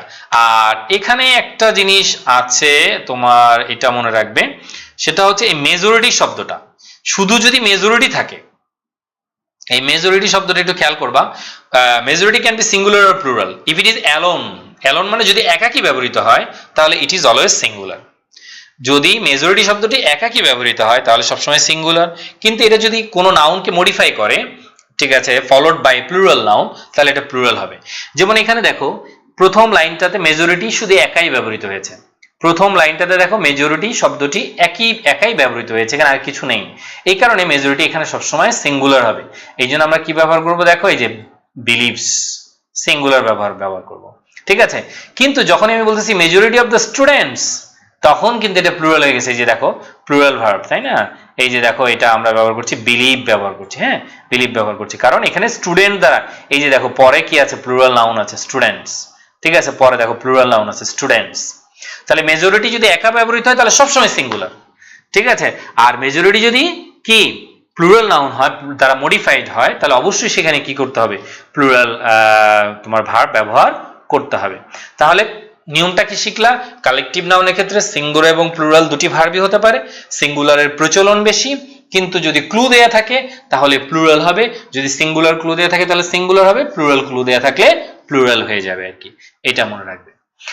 আর এই শব্দগুলো সবসময় সিঙ্গুলার, এই যে গ্রুপ অফ, এই শব্দগুলো একটু আলাদাভাবে মনে রাখবে, flock of birds, flock of sheep, herd of cattle, pack of dogs, school of fish, pride of lion, এগুলো হচ্ছে কালেকটিভ সিঙ্গুলার। এই নাউনগুলো হচ্ছে কালেকটিভ সিঙ্গুলার, এটা মনে রাখবা। এই নাউনগুলো কি কালেকটিভ সিঙ্গুলার, এটা কিন্তু আমাদের অনেক বাংলাদেশে অনেক বইতে এই নিয়মটা নাই, ঠিক আছে, এটা মনে রাখবা। এগুলো হচ্ছে কালেকটিভ সিঙ্গুলার, এটা সবসময় এদের সাথে সবসময় সিঙ্গুলার, দলগতভাবে। দেখো পাখির দল, মাছের ঝাঁক, এই যে স্কুল অফ ফিশ, সুন্দর একটা মিনিং আছে, দেখো স্কুল অফ ফিশ, এটাকে বলে মাছের ঝাঁক। হার্ড অফ ক্যাটেল, গবাদি পশুর দল, ঠিক আছে, কুকুরের দল আর কি, প্যাক অফ ডগস, এগুলো সবসময় সিঙ্গুলার। এই যে দেখো সব সিঙ্গুলার ভার্ব হয়েছে এখানে, দেখো the flock of birds is, the herd of cattle is, a school of fish is, ঠিক আছে? তাহলে দেখো সব সিঙ্গুলার ভার্ব হয়ে গিয়েছে। তার মানে এই বিষয়টি একটু মনে রাখবা, তাহলে আশা করি কখনো আর সমস্যা হবে না। আর যখন সংখ্যা বা পরিমাণবাচক কোনো শব্দ বাক্যের সাবজেক্ট হবে তখন ভার্ব সিঙ্গুলার হবে, এটা মনে রাখবে। এক্সেপ্ট একটা নিয়ম আছে যেটা এখানে নাই, এটা একটু খাতায় লিখে নিতে পারো তোমরা। তার আগে একটু এটা বুঝে নাও যে সংখ্যা বা পরিমাণবাচক শব্দ যদি কখনো বাক্যের সাবজেক্ট হয় এবং এটা যদি ইউনিট বুঝায়, একটি ইউনিট বুঝায়, তাহলে ভার্ব সবসময় সিঙ্গুলার হয়ে যায় আর কি। দেখো $25 is too much to pay for that shirt. $25 একসাথে কল্পনা করা হচ্ছে, ইউনিট। 50 মিনিটস ইউনিট হিসেবে কল্পনা করা হচ্ছে, $20 ইউনিট হিসেবে কল্পনা করা হচ্ছে, তারপরে হচ্ছে 2 মাইলস ইউনিট হিসেবে কল্পনা করা হচ্ছে, ইউনিট হিসেবে কল্পনা করা হচ্ছে। তাহলে এগুলোর ক্ষেত্রে ভার্ব সবসময় কি হবে? সিঙ্গুলার হবে। এই যে এখানে বলেই দিয়েছে দেখো, মানি এন্ড মেজারমেন্ট, এগুলোর ক্ষেত্রে কি হবে? ভার্ব সিঙ্গুলার হবে। তবে তোমরা একটা জিনিস মনে রাখবা যে আমরা যে বলি যে সিন্সের একটা ব্যবহার তোমরা শিখেছো যে 10 years have passed since I saw you। 10 years have passed কেন বললাম? খেয়াল করে দেখো 10 years have passed কেন বললাম? কারণ 10 years কিন্তু একদিনই চলে যায় নাই, এটা কিন্তু ইউনিট না, এটা আলাদা আলাদা বছর চিন্তা করা হচ্ছে। 10 years কে আলাদা আলাদা বছর চিন্তা করা হচ্ছে, যার কারণে 10 years have passed। তাহলে আজকে 1 বছর, কালকে 2 বছর, এভাবে 10 বছর, তাহলে 10 years have passed। কিন্তু আমি যখন বলছি 10 years is a long time, তখন পুরো 10 বছরটাই হচ্ছে একটা ইউনিট হিসেবে কাজ করছে, এই জন্য এই দেশেতে ভার্ব সিঙ্গুলার। তাহলে ওই নিয়মটা আশা করি বুঝতে পেরেছো। 10 years have passed since I saw you, ওখানে কেন হ্যাভ ব্যবহার করা হচ্ছে। তাহলে দুইটা নিয়মই কিন্তু পরীক্ষা আসতে পারে, এখানে কিন্তু ওই বিষয়টা নাই, তবে তোমরা আলাদাভাবে লিখে নিতে পারো। এরপরে আসতে পারে খুবই ইম্পর্টেন্ট এ নাম্বার অফ এবং ডি নাম্বার অফ। মনে রাখবে এ নাম্বার অফ এর পরে সবসময় প্লুরাল নাউন এবং প্লুরাল ভার্ব হবে। এ নাম্বার অফ এর পরে সবসময় প্লুরাল নাউন এবং প্লুরাল ভার্ব হবে। ডি নাম্বার অফ এর পরে প্লুরাল নাউন সিঙ্গুলার ভার্ব। আবারও বলছি দেখো, এ নাম্বার অফ, তাহলে এ নাম্বার অফ এর পরে প্লুরাল নাউন প্লুরাল ভার্ব। তাহলে ডি নাম্বার অফ এর পরে প্লুরাল নাউন কিন্তু সিঙ্গুলার ভার্ব, এই পয়েন্টটা মনে রাখবে। তাহলে দেখো যে এ নাম্বার অফ স্টুডেন্টস, দেখো a number of students are going, a number মানে মেনি, এই যে দিয়ে দিয়েছে a number of is equal to many, a number of is equal to many, এই যেখানে দিয়ে দিয়েছে তোমরা একটু খেয়াল করবা। আর যখন দি নাম্বার অফ হবে তখন এটা সংখ্যাকে ইন্ডিকেট করা হচ্ছে, নাম্বারকে ইন্ডিকেট করা হচ্ছে। The number of days in a week is 7, এখানে মূল কথা হচ্ছে নাম্বার সাবজেক্ট, নাম্বার ইজ 7।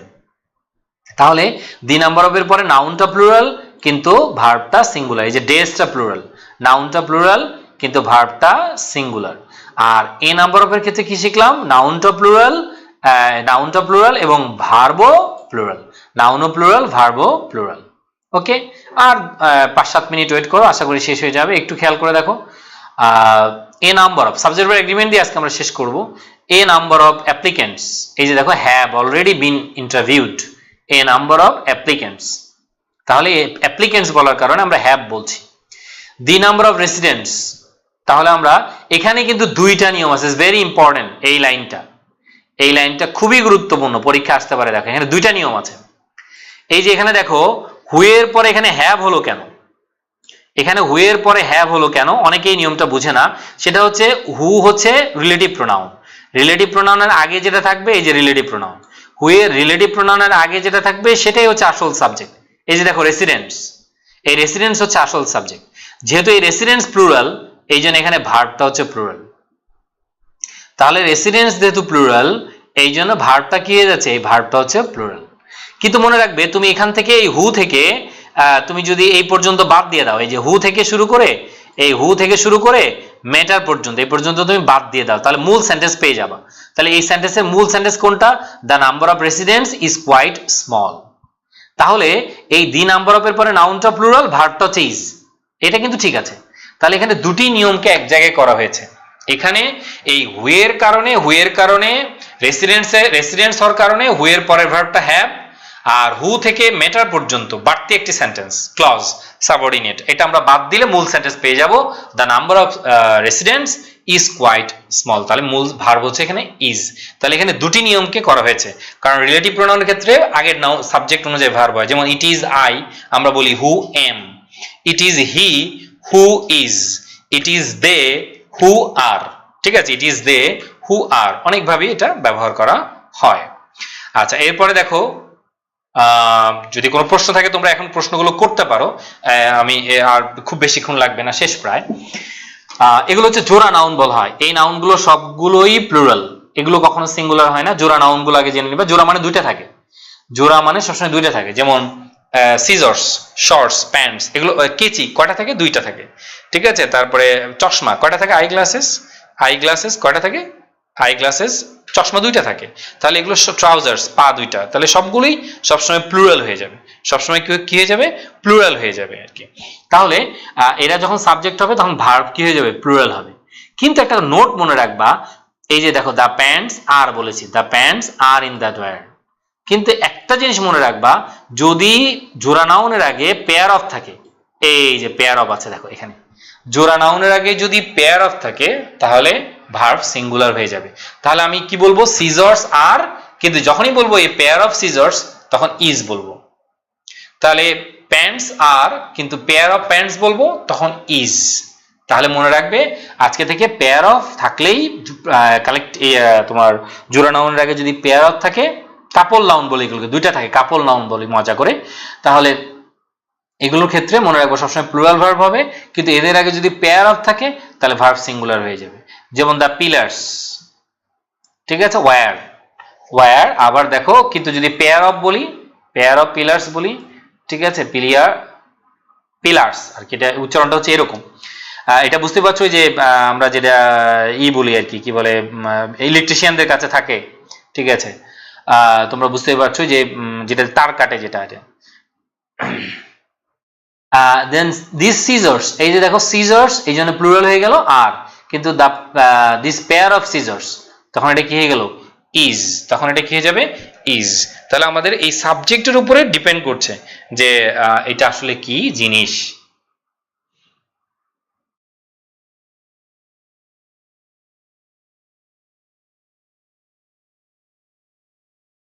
আচ্ছা, তাহলে এবার বুঝতে পেরেছো। আর এখানে যেহেতু একটা মনে রাখবে, অনেকে বাংলা এটার, এই যে এটা বাংলা মনে পড়ছে এখন আর কি, বাংলাটা হচ্ছে কি সারাশি বলে এটাকে, এই যে সারাশি বলে, এটা অনেকে পিলার্সকে পিলিয়ার্স এটাকে বলে কি সারাশি বলে। আচ্ছা, যাই হোক, এবার আসি আমরা দেয়ার এবং এই যেটা, সেটা কি হবে এটা একটু খেয়াল করো। তাহলে এই অংশটুকু খেয়াল করো, দেয়ার আর হেয়ার কিন্তু আসলে কোনো সাবজেক্ট না, যেগুলোকে আমরা সিউডো সাবজেক্ট বলেছিলাম, তোমাদের কি মনে আছে কিনা, যে এই সাবজেক্টগুলো আসলে মূল সাবজেক্ট না, সাবজেক্ট থাকে ভার, মানে পরে থাকে, সাবজেক্ট আসলে মূলত পরে থাকে, ঠিক আছে। এই প্রশ্নগুলোর উত্তর বলবো সবগুলো। আচ্ছা, ইনশাআল্লাহ ইনশাআল্লাহ। আচ্ছা, দেয়ার, এই যে আমরা কি পাচ্ছি দেখো, there is, there was, there has been. কেন? কারণ সিঙ্গুলার সাবজেক্ট। তাহলে দেয়ার কিন্তু মূল সাবজেক্ট না, মূল সাবজেক্ট হচ্ছে এটা।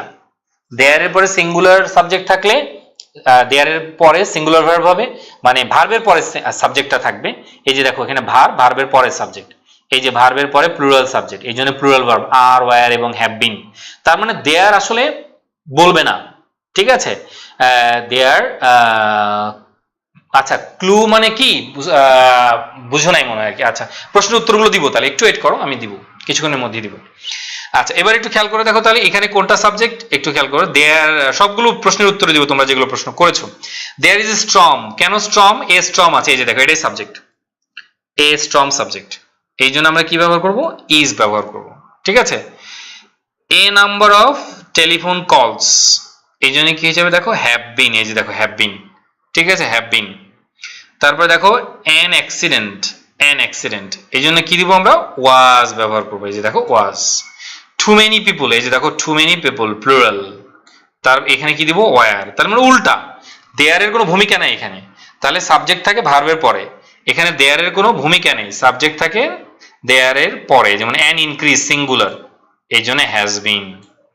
ওয়াটার সিঙ্গুলার, এই জন্য কি হবে? ওয়াজ, ঠিক আছে, এই জন্য হচ্ছে ওয়াজ। তো আশা করি বুঝতে পেরেছো। এরপরে সাবজেক্ট ভার্ব এগ্রিমেন্টের একটা এক্সারসাইজ আছে, এক্সারসাইজ 11, 11, তোমরা এই এক্সারসাইজগুলো করে নিবা, তোমাদের যদি কোনো কনফিউশন থাকে আমাকে বলবা। এরপর আমি প্রশ্নের উত্তরগুলো দিচ্ছি, আগামী দিন থেকে আবার প্রোনাউন শুরু করব, প্রোনাউন শুরু করব। একটু খেয়াল করে দেখো, আমি প্রথম নিয়মটাতে যাই। দেখো এটা আমরা ইতিমধ্যে পড়ে এসেছি। দেখো নাইদার বিল নর ম্যারি, এখানে সাবজেক্ট কোনটা হবে? নিকটবর্তী সাবজেক্ট। এই যে দেখো নিকটবর্তী সাবজেক্ট কোনটা? ম্যারি। এই ম্যারি অনুযায়ী কি হবে? তাহলে ইজ হবে। ম্যারি অনুযায়ী এটা কি হয়ে যাবে? ইজ হবে। তাহলে বাকিগুলো ঠিক একইভাবে নিজে নিজে আগে এক্সারসাইজ গুলো করবা, ঘরে বসে প্র্যাকটিস গুলো করবা, করার পরে তুমি অ্যান্সার গুলো পরে নিচে দেখে মিলাবা যে তোমার কয়টা হলো। আর যেটা ভুল হবে ওই নিয়মে তোমার দুর্বলতা আছে, মনে রাখবা যে তোমার যেটা ভুল হবে ওই নিয়মগুলোতে তোমার কি আছে? দুর্বলতা আছে। এই পয়েন্টটা খেয়াল করবে। তাহলে এই হচ্ছে আমাদের মোটামুটি সামারি। এবার কতগুলো প্রশ্ন এসেছে, আমরা একটু প্রশ্নগুলো করি, উত্তর দিব। একটা প্রশ্ন এসেছে আসলে ক্লু জিনিসটা কি? ক্লু জিনিসটা হচ্ছে, আমি যদি বলি যে ধরে নেন যে টিমের ক্ষেত্রে হতে পারে, যে অথবা যে জুরি বোর্ড হতে পারে, ঠিক আছে, জুরি বোর্ড হতে পারে বা ফুটবল টিম হতে পারে। বাক্যের মাঝখানে দেখবেন আমি যদি বলি দ্য গভর্নমেন্ট বা the government has changed its policy, এই যে দেখেন একটা clue, ITS, its policy. The government বা the government has changed its policy. Its কেন বললাম? ITS, এটা হচ্ছে ক্লু, এই সিঙ্গুলার ক্লু এটা। তাহলে আমরা কি দিব? সিঙ্গুলার ব্যবহার করব, দ্য গভর্নমেন্ট হ্যাজ চেঞ্জড। কিন্তু যখনই দিবেন দা বা তুমি দেখবা the government have changed their policy, যখন আমরা বলবো the government change their policy, তাহলে এখানে ক্লুটা কোনটা? দেয়ার। এখানে ক্লুটা কোনটা? দেয়ার। তাহলে দেয়ারের কারণে দ্য গভর্নমেন্ট হ্যাভ হয়ে যাবে। তাহলে ওই যে ওখানে আমি একটা ক্লিপসের মাঝখানে আমি একটা ক্লু বললাম, ইট, ইট একটা ক্লু দেয়া ছিল। তাহলে যদি সিঙ্গুলার ক্লু দেই তাহলে সিঙ্গুলার হয়ে যাবে। যেমন the jury board are divided in their opinion, the jury are divided in their opinion. এখানে আর বললাম কেন? জুরি আর ডিভাইডেড, একে তো ডিভাইডেড, তারপর হচ্ছে ইন দেয়ার অপিনিয়ন, এই যে দেয়ার একটা ক্লু, এটা হচ্ছে ক্লু দেয়া আছে, মানে কোন লক্ষণ দিয়ে দিবে, কোন সিমটম দিয়ে দিবে। আমরা বলি না দেখেই তো ডাক্তার যেমন দেখে বুঝতে পারে এটা কি, ওরকম একটা সিমটম বা একটা ক্লু তোমাকে দিয়ে দিবে আর কি। আমরা বলি না একটা মার্ডার কেসের ক্লু খুঁজে পাচ্ছি না, কেন? ঠিক আছে, কেন, ঠিক এরকম আর কি। আচ্ছা, তাহলে এটুকু বুঝতে পেরেছো আশা করি। তারপর একজন বলেছে দা নাম্বারস, না দা নাম্বারস হয় না, এখানে এই সেন্সে হবে না, মানে এই সেন্সে হবে না। এখানে দা নাম্বার হচ্ছে নির্দিষ্ট সংখ্যাকে ইন্ডিকেট করা হয়। The number of the students মানে এ নাম্বার অফ স্টুডেন্টস মানে মেনি স্টুডেন্টস, আর দা নাম্বার অফ স্টুডেন্টস মানে হচ্ছে স্টুডেন্টের সংখ্যা আজকে কম। আমি ক্লাসে গিয়ে বলতে পারবো আজকে তো স্টুডেন্টের উপস্থিতির সংখ্যা খুব কম, এই যে সংখ্যা, তখন হবে দা নাম্বার। ঠিক আছে, এটা নাম্বারস হবে না, সংখ্যাগুলো এখানে না, এখানে হচ্ছে টোটালটাকে একটা কালেকটিভ সেন্সে সংখ্যা ইন্ডিকেট করা হচ্ছে, এই জন্য এটা সিঙ্গুলার হয়ে যায় আর কি। আর এ নাম্বার অফ স্টুডেন্টস মানে হচ্ছে সবসময় প্লুরাল হয়ে যাবে, এটা মনে রাখবেন, এ নাম্বার অফ স্টুডেন্ট সবসময় প্লুরাল হবে। হ্যাঁ, এরপরে হচ্ছে Shahriar Hossain, take my earnest love and respect. Thank you, thanks a lot. This is my first class with you. Will you complete the ইনশাআল্লাহ অবশ্যই পুরো ক্লাস করার চেষ্টা করব। এই বইয়ের নাম হচ্ছে ক্লিফস্টোফেল, এই বইয়ের নাম হচ্ছে ক্লিফস্টোফেল, যে বইটা আমি পড়াচ্ছি সবার কাঙ্ক্ষিত একটি বই। অনেকেই আছে যে এই বইটি তোমরা প্রাইভেট পড়ার জন্য, অনেকে আছে যে স্যারদের কাছে পড়ার জন্য তোমার 2 থেকে 3 হাজার টাকা তোমরা খরচ করো। আশা করি তোমরা তোমাদের ফ্রেন্ডকে অন্তত বলবে যে তার উপকার হলো। অনেকের আর্থিক সামর্থ্য ভাবে না থাকলেও যদি এই ক্লাসগুলো করে, আমি ইনশাআল্লাহ তোমাদের ক্লিপসটা শেষ করে দিব। যাদের সমস্যা আছে আশা করি থাকবে না, কিন্তু তোমাদের শর্ত হচ্ছে তোমরা একটু তোমাদের নিজেদের ওয়ালে আমার এই জিনিসগুলোকে একটু শেয়ার করবে, এই জিনিসগুলো একটু শেয়ার করবেন। আচ্ছা, ওকে, দেন এটা হচ্ছে অ্যান্সারে আসো। আচ্ছা, এটা আমি পারছি না, অ্যান্সারগুলো কোথায় পাবো? এভরি, না এভরি কখনো আনকাউন্ট, এভরি ওয়াটার কখনো বলার সুযোগ নেই। হ্যাঁ, এভরি বয় বলতে হবে, কখনো এভরি সিঙ্গুলার নাউনের সাথে বসবে। এভরি হচ্ছে singular determiner, singular determiner, singular countable noun determiner, count determiner. আর কোন ইয়েট কি এনি টেন্স ইউজ করা যায় না, সাধারণত প্রেজেন্ট পারফেক্ট হয়, কিন্তু কনজাংশন হলে এটা যে কোনো টেন্সে হতে পারে। মজিদ আব্দুল, যেটা হতে পারে ইয়েট যদি পারফেক্ট টেন্সে সাধারণত বসবে, এবং ওই যে হ্যাভ টুর ক্ষেত্রে যেটা বললাম এই দুইটা জায়গায় বসবে। কিন্তু যদি ইয়েট কনজাংশন হয় তাহলে সেটা অন্যান্য ইয়েতেও বসতে পারে, অন্যান্য ক্লজেও বসতে পারে। এই তো, আশা করি আর কোনো প্রশ্ন নাই, তোমরা মোটামুটি প্রশ্নের উত্তর দিয়ে দিয়েছো। ধন্যবাদ আমাদের সাথে থাকার জন্য। আগামী দিন আমরা আরেকটি এপিসোড, আমি তোমাদের পরে পরীক্ষা নিব, তোমাদের লিংকে গিয়ে আমি, তোমরা যারা ক্লিফস্টোফেল শেষ করবে, আমরা আর 2টা ক্লাস পরেই হয়তো বা একটা তোমাদেরকে একটা 50 মার্কসের একটা কাছাকাছি আমি তোমাদের একটা পরীক্ষা নিব। ঘরে বসে তোমরা পরীক্ষাটা দিবা, এই যে যা পড়ালাম তা থেকে তোমরা আসলে কত মার্ক অর্জন করলে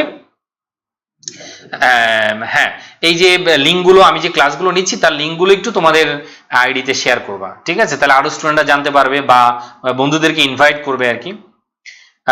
এখানে টাইমটা দেয়া আছে দেখবা, শুক্রবার এবং মঙ্গলবার রাত 9:30টায় খেয়ে দিয়ে রেডি হয়ে যাবা, একদম খাওয়া দাওয়া করে বসবা, তাহলে সুবিধা হবে, 1 ঘন্টা নিশ্চিন্তে কাজ করতে পারবা, মানে পড়াশোনা করতে পারবা আর কি। তাহলে শুক্র এবং মঙ্গলবার রাত 9:30টায়, রাত 9:30টায়।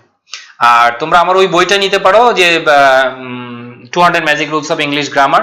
তবে আরো 2টা বই আসতেছে আমার খুবই এক্সক্লুসিভ, একটা বেসিকের উপরে এবং আরেকটা হচ্ছে তোমার এই যে উইথ ক্লুস উইদাউট ক্লুসের উপরে, টেন্সের উপরেও অনেকগুলো, প্রায় 5-6টা বইয়ের কাজ চলতেছে।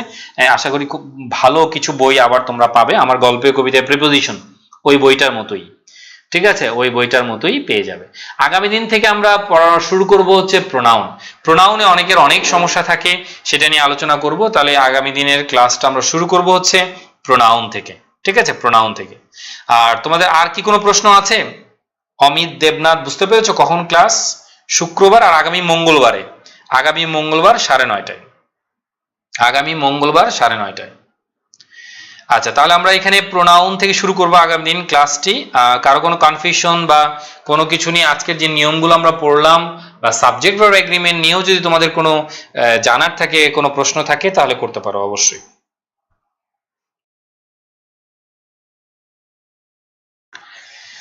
আশা করি তাহলে তোমাদের প্রশ্ন নেই, আশা করি প্রশ্ন নেই। তোমাদের ধন্যবাদ। আর তাহলে আমি তোমাদের কাছে অনুরোধ করব যে তোমরা আর বন্ধু বান্ধবকে একটু বলো আমার চ্যানেলটা সাবস্ক্রাইব করতে, এবং তোমরা যারা এবার ইন্টারমিডিয়েট পরীক্ষা দিচ্ছ বা যারা বিসিএস দিচ্ছ, যারা ইন্টারমিডিয়েট পড়ো, সবাই অ্যাটেন্ড করতে পারবে এবং নতুন নতুন জিনিসগুলো শেখার একটা অনেক বড় সুযোগ। হ্যাঁ, লিঙ্কগুলো দিয়ে দিবে যে আজকের এই ভিডিওটি। আর অনেক বড় ভিডিওর কারণে এখন তুমি ডাউনলোড নাও করতে পারো, তুমি কালকে কিন্তু এটা ডাউনলোড করতে পারবে, একদিন পরে এটা ডাউনলোড করা যায়, একদিন পরে এটা ডাউনলোড করা যায়। অনেকে কিন্তু এটা বুঝে না, আজকেই সে ডাউনলোড শুরু করে দেয়, এটা হয় না। বড় ভিডিও হলে এটা আপলোড হতে সময় নেয়, এটা কালকে তুমি ফুল ভিডিওটা পেয়ে যাবা, ইউটিউবে পেয়ে যাবা আর কি।